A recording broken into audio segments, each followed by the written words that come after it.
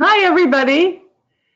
I'm pleased to see some familiar names on the register today. For those of you who don't know me, I am Tracy Butcher, the Outreach Director for Wildlands Network. Thank you so much for taking the time today to join us. We're excited to share with you some of the latest news about Mexican wolf. I'd love to introduce to you right now Kim Crumbo. He is our Western Conservation Director. And among his responsibilities, he helps initiate new wilderness and national monument designations. He leads recovery efforts for the Mexican wolf and other keystone species.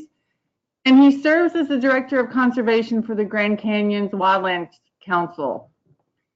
Kim served 20 years with the National Park Service in the Grand Canyon, first as a ranger and later as a wilderness coordinator.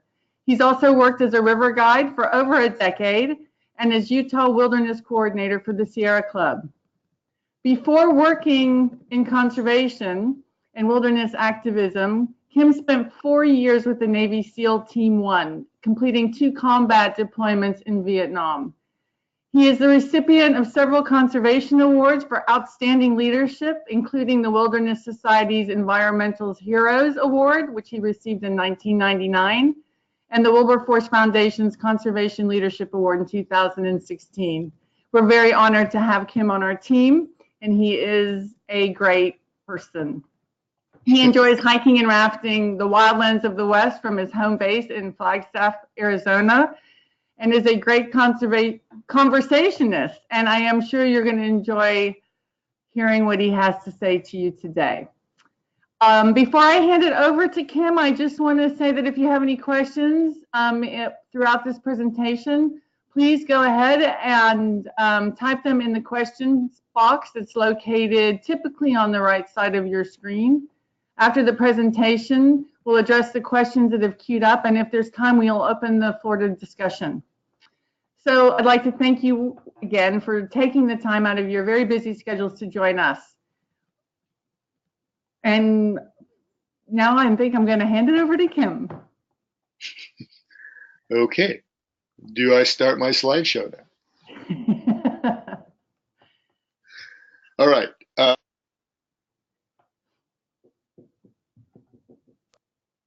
Hello?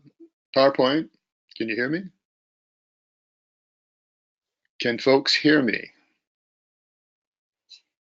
We can hear you. Okay.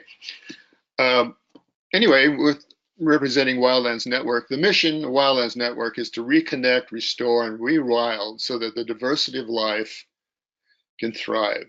We envision for the long term a world where nature is unbroken and where humans coexist in harmony with the land and its wild inhabitants.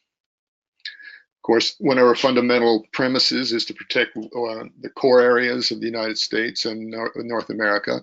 Core areas are wild islands that are relatively ecologically complete. We also focus in on carnivores. Carnivores are strongly interactive species essential for maintaining the ecological integrity of wild lands. Corridors are a major concern now and a major focus of our work. A lot of the studies conducted early on began to reveal that our current national parks, wilderness areas were losing species, largely because they were not connected. We thought that places like Yellowstone and the Gila Wilderness and whatnot in Grand Canyon would be protected and the species within them. For example, Grand Canyon, since it was established as a national park, has lost over 13 vertebrate species, largely due to the lack of connectivity. We used to have the jaguars and wolves and grizzly bears. No longer do they haunt those wildlands. But also most of the species were lost because of human efforts to dam the Colorado River. So the other important thing that the other important component of our strategy is community. Networks of people protecting networks of land. You really can't expect people to protect you can expect people to protect only what they love. And it's very important to get people engaged in conservation, not for some esoteric necessities, but for the fact that they are important. Wildlands, wildlife have to be important.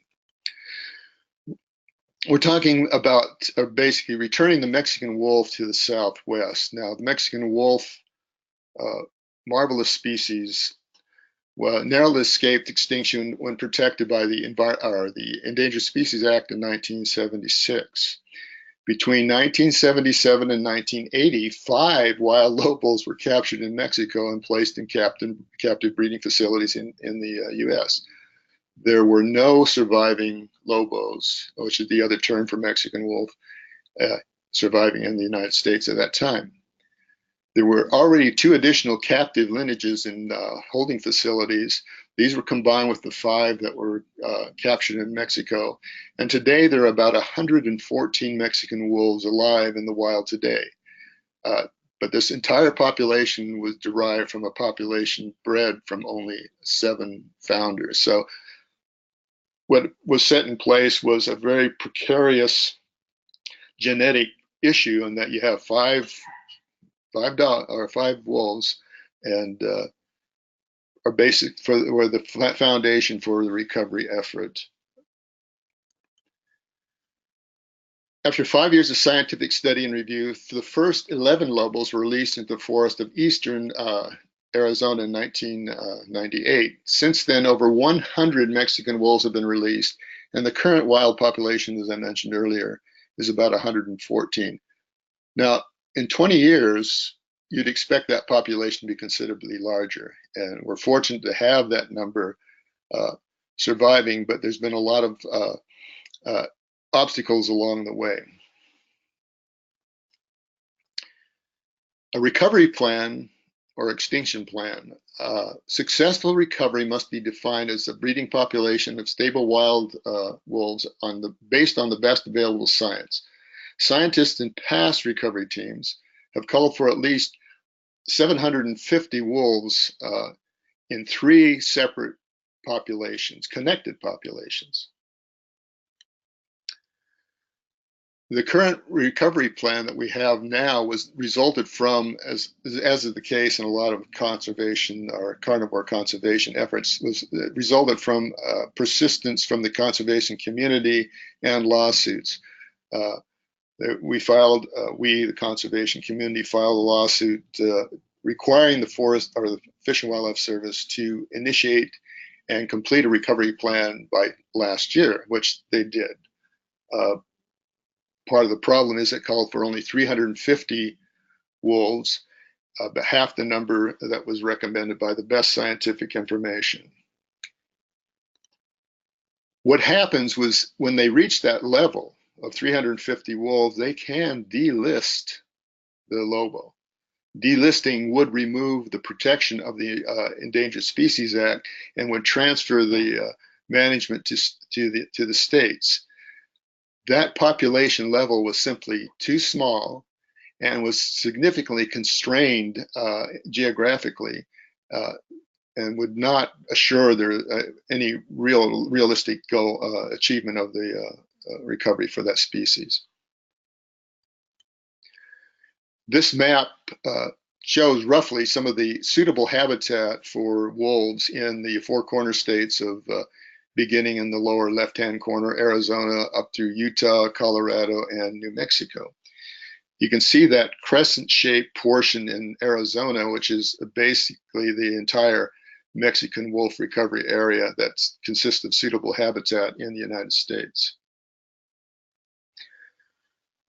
In 2012, the Fish and Wildlife Service recovery team's own science and planning subgroup, and I was a member of I was a stakeholder in that process, not a scientist, but anyway, they recommended, based upon about 20 years of previous research, a recovery area that would include, you can see that little really dark spot in kind of on the Arizona New Mexico border. That was the original recovery zone. The darker green and the lighter orange became part of what they call the Mexican wolf experimental population area, essentially the recovery zone for the new recovery plan. What was missing is that yellow area. much larger area to the north. And it's important for this discussion. You can see that, I'm assuming you can see that I-40 that separates the green from the yellow. That's the interstate highway system that bisects Arizona and New Mexico. So all that area to the north was excluded. Here's the current recovery area, and that it's the area south of I-40 and essentially north of Mexico. In terms of area, it looks sufficiently large, but when you're really looking at the suitable habitat that's there, it's fairly small, and about a third of the area that the best the scientists working on that issue determined would be required. Mexico is part of the recovery effort, but there is some debate as to how viable populations would be down there. The habitat it's not clear that it could support a significant population of Mexican wolves, and as the U.S. government, the U.S. Fish and Wildlife Service, has no authority as to the management of what goes on down there. So we're fairly skeptical that Mexico at this point in time can actively contribute to the recovery of the Mexican wolf. Not to mention they're building a big steel wall to kind of keep those populations separate.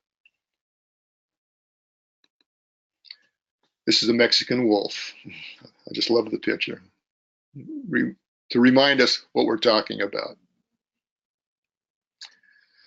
So what do we do now? We have a recovery plan in place that's flawed, but still we have a recovery plan, and we can start moving forward on that. We've got enough there to work with. Wildlands Network and other conservationists are currently involved in litigation that would require the agency to utilize the best available science, which means reconsidering and reinstating the areas north of I-40 as part of the recovery strategy. And I can't read my screen here, but polling, which is really important in terms of determining what the attitudes of people are, found that 87% of Americans and 79% of Westerners viewed wolves as a vital part of the wilderness and natural heritage. I love this picture of these gals here. They were helping with this display on wolves, but it also makes you remember that we're talking about the future of wolves, but also the future of our kids. Okay, this is just a brief summary of some of the polling that has been going underway. Studies reveal that 74% of Utah residents had positive attitudes toward wolves. Key findings in New Mexico indicated that 3 to 1 of the citizens there were favorable for wolf recovery, and 20 years of polling of Coloradans consistently showed that 60 to 70% support the return of the wolf to the state. So there's reasonably good indications there that people want wolves back. So what can we do at this point in time? Now, this is sort of a generic approach to protecting carnivores, but it's absolutely imperative that we defend the Endangered Species Act. Mexican wolves are kind of a unique subspecies that have their own category under the ESA, but there's a lot of efforts undergoing, let me try and get that. A lot of efforts to eviscerate the ESA or remove wolves from remove the gray wolf, the national wolf, from the endangered species, from protections under the ESA. And there's actually a bill in Congress by an Arizona senator to remove, it's interesting, to remove the Mexican wolf itself. Then what's going on here? Anyway, when you see efforts to defend the Endangered Species Act, whether it involves grizzly bears, currently they're being hunted out of Yellowstone. There's a lot of effort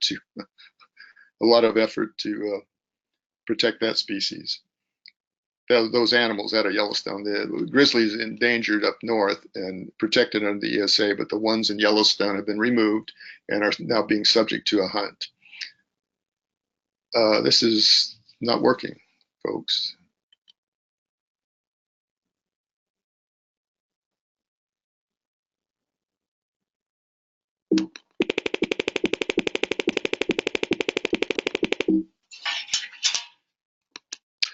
Okay, I assume you can hear me. Yes, Kim, we've got you. Okay. What happens when large carnivores in particular are leave either a protected area or are removed from the Endangered Species Act? For this not particularly, not this example, but we had Cecil wander outside a protected zone and was subject to trophy hunting, which is the practice of hunting animals where the primary motivation is to display animal parts and for bragging rights, but not for subsistence. Wildlands Network supports sustainable subsistence hunting and fishing were permitted under existing laws. I used to hunt, just a reminder, I no longer hunt, but a lot of members do, and that's fine. But trophy hunting for carnivores is something we can't support. Trophy hunting is a serious threat to mountain lions, grizzly bears, wolves, and other carnivores without protection under the ESA. So, and what happened in Montana and Idaho and Wyoming was once they were removed from the Endangered Species Act, they were managed, but not based on the best available science, nor concern for the animals themselves, nor for those who value the full diversity of native species. This photograph is particularly offensive to me. They got a flag, they got a dead wolf, and anyway, we don't want this to happen to the lobo.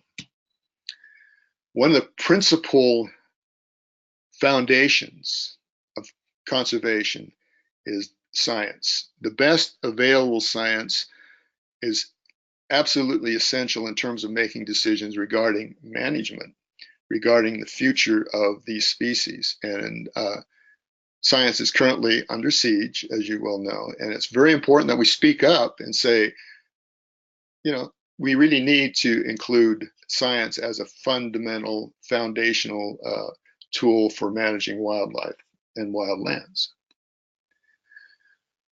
Federal law, and this is one of the reasons why it's important to support our federal laws and our public lands, is that they have laws in place that require the federal land managers to follow. It also provides us, like the National Environmental Policy Act, the obligation for the government to consider public input.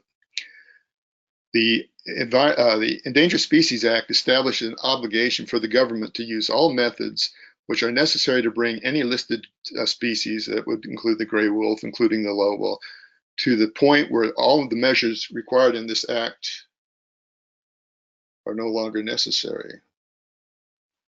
Basically, it's saying the federal land managers, as well as the Fish and Wildlife Service, is required to assure through all methods that they have to assure recovery of those species.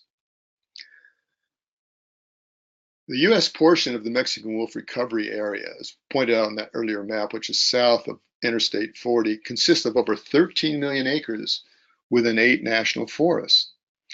That's a pretty big chunk of land. It's not in the long run sufficient, but right now we have an area that's highly suitable for recovery of Mexican wolves. The point of this is that the Flathead National Forest completed their land use plan last year, and it included and integrated Forest Service management policies, other laws into the actual land management plan that they produced, which means that the Flathead Forest has the guidelines and the direction necessary to help recover the grizzly bear. Not only that, but it also provided for amendments of the existing forest plans of the forests surrounding the Flathead. And what that means is that those areas that already had, those national forests that already had their plans in place, could amend those plans to incorporate the best available science and assist in recovering grizzly bears. We're trying to use that same rationale for the Mexican wolf, in that there are 2 national forests, the Gila and the Tonto that are currently revising their plans. And there's also 5 other forests that amendments could be incorporated into the existing plans, which would provide the foundation for the federal agencies that's managing most of the suitable habitat to work together to recover the Lobo. Keep posted. We're working on that. We're developing with our partners a strategy to do that, and stay tuned. Just shows the potential habitat for wolves. There's I-40 again. The real dark green areas consist of the recovery zone in the plan. That's good area, but it's just not sufficient. If you go north, you can see the Grand Canyon. I guess you can. And that's the beginning of the Grand Canyon ecoregion, and it heads up into southern Utah. Bryce Canyon and Zion National Parks are part of that unit. Those are areas that need to be eventually brought into the recovery strategy in order to succeed. The Forest Service has requirements under the new 2012 planning rule to develop and update U.S. forest plans and set conservation requirements that must be met to sustain and restore a diversity of ecosystem plants, animals, and animals at risk. That's in addition to the Endangered Species Act. So these are things we're working hard to assure that the Forest Service integrates into the current plans that would promote and actually greatly facilitate recovery of those species, particularly in this case, the Mexican wolf.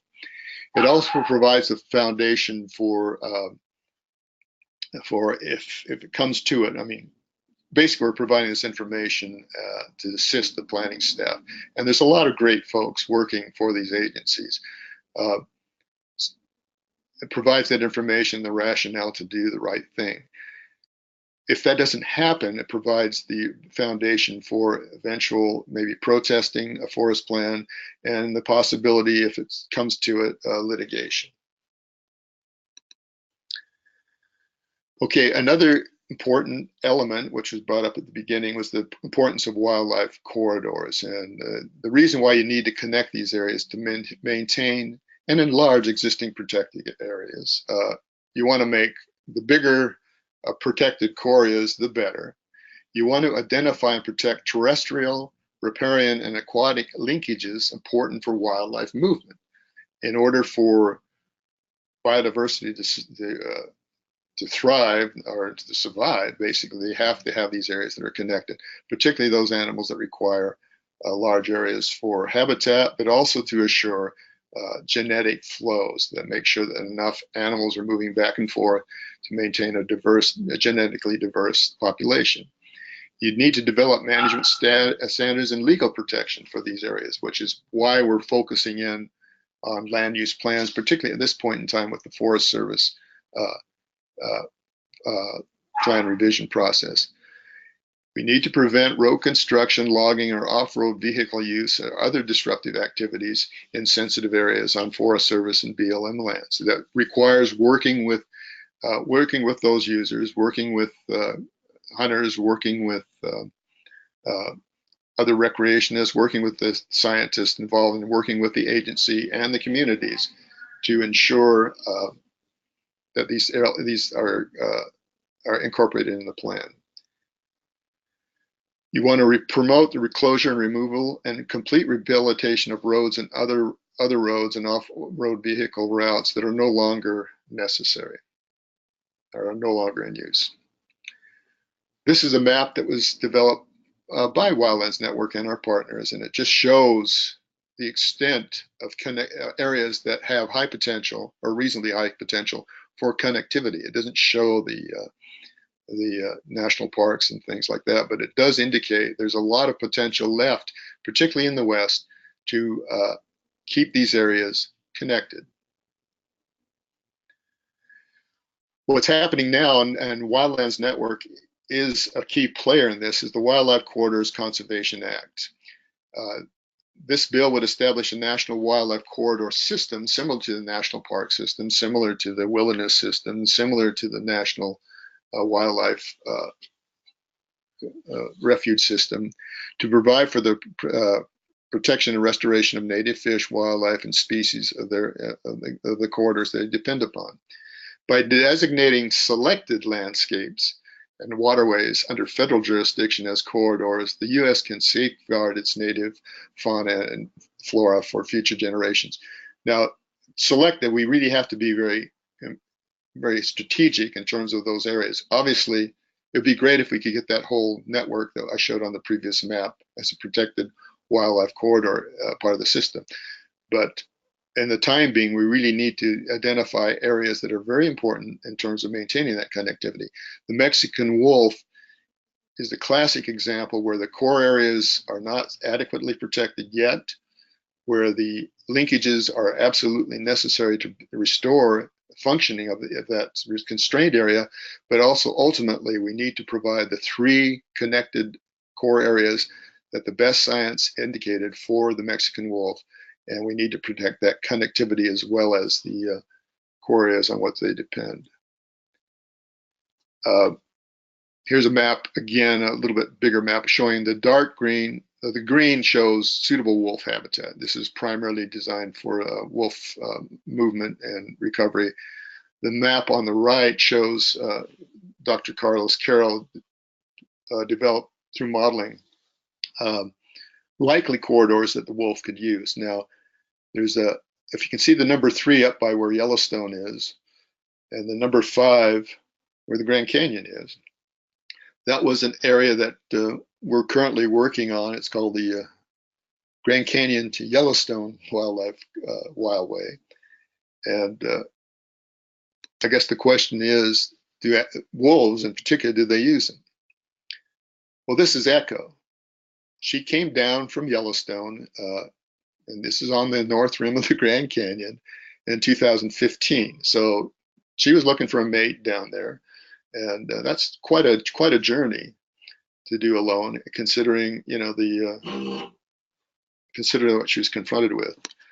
This is a photo that we've have of her returning to Utah. She's just crossing this cattle guard, headed up toward Bryce Canyon area, Zion Canyon, and then on her way to Yellowstone. She was shot by a coyote hunter. Lobos and coyotes kind of look alike, but coyotes deserve their own, let's call it protection. Coyotes provide a fundamental, important role in making life interesting for rodents and whatnot. This is a coyote I found, got a picture of in Yellowstone. It was just looking for an unfortunate rodent, and that's leaping in, and she did catch it. So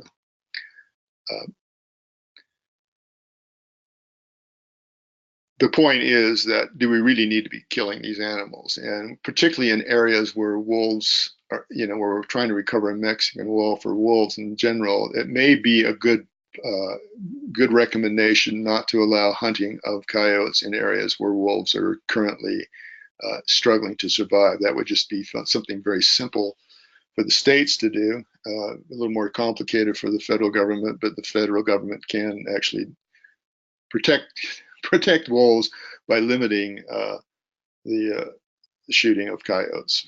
Anyway, this is a Mexican wolf habitat connectivity model that Wildlands got, and basically you can see that blue area is the wildlife corridor we've been talking about in Arizona and New Mexico. It's a portion called the Southwest Crescent, but it goes from the area over by Silver City on the left and reserve is the Gila Wilderness up to Flagstaff, which is just south of the Grand Canyon. Just a reminder that we have been doing work on connectivity, and these are things that we want to incorporate, protecting those wildlife linkages within the forest planning process.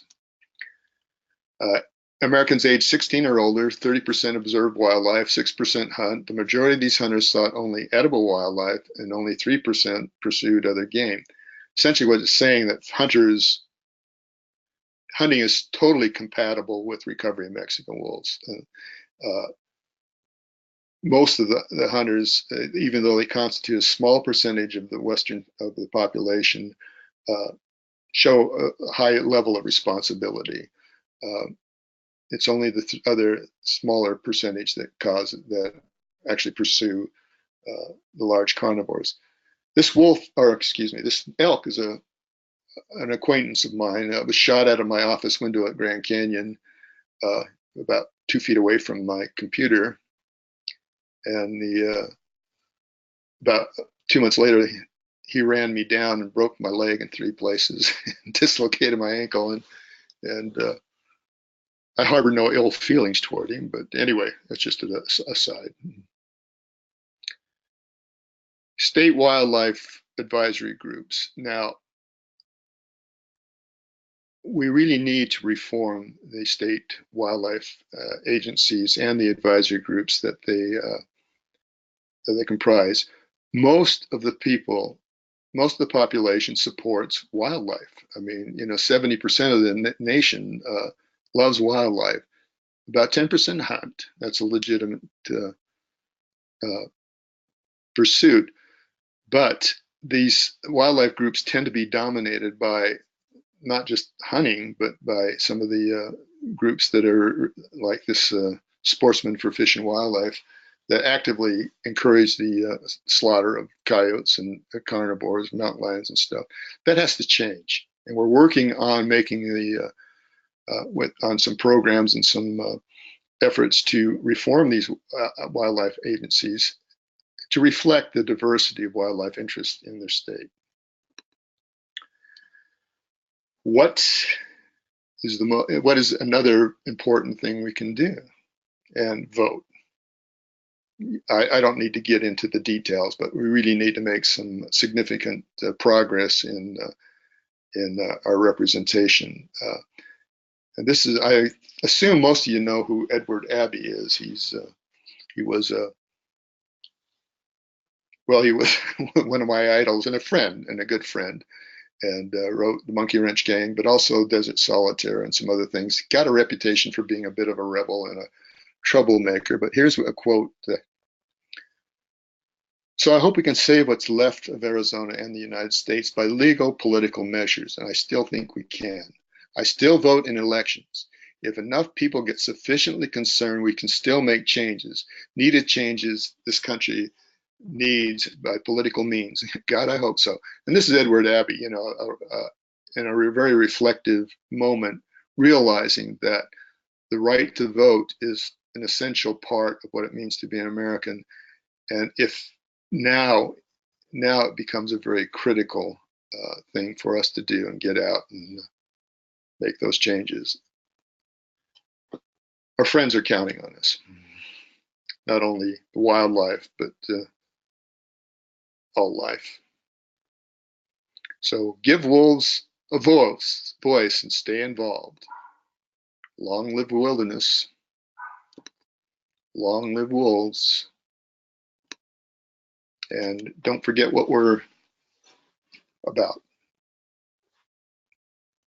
Anyway, that's it. I'm happy to take questions, if there are any. Is anyone there? Hi, Kim. We do have a couple of questions. Okay.